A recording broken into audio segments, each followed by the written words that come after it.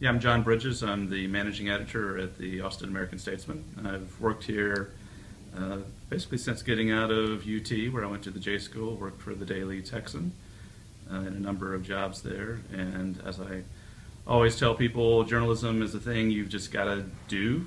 You can't just study it.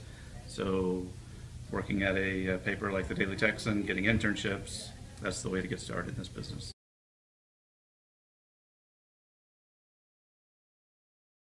Yeah, so the police beat is a critical one for us. It often is done by, um, a younger reporter, partly because of the demands of the job, but it's critical to the paper because it's a place where you just tell these great stories of human drama.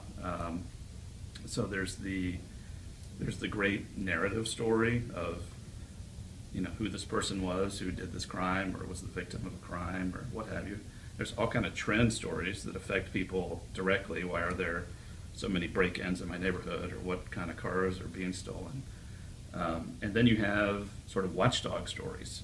How are the cops doing? Why does this keep happening? What policy do the police need to change, or why does the fire department have this problem? So it's a beat that kind of more than any other lends itself to a really wide range of stories.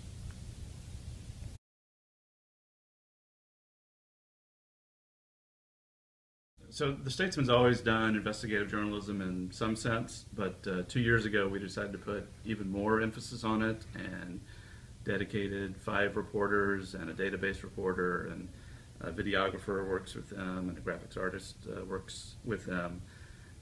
And we were hearing from our readers through research we did that investigative work, in-depth reporting, was why they bought the paper. That's what was valuable in the paper. You couldn't get that stuff other places. And so I joined our 5-reporter investigative team.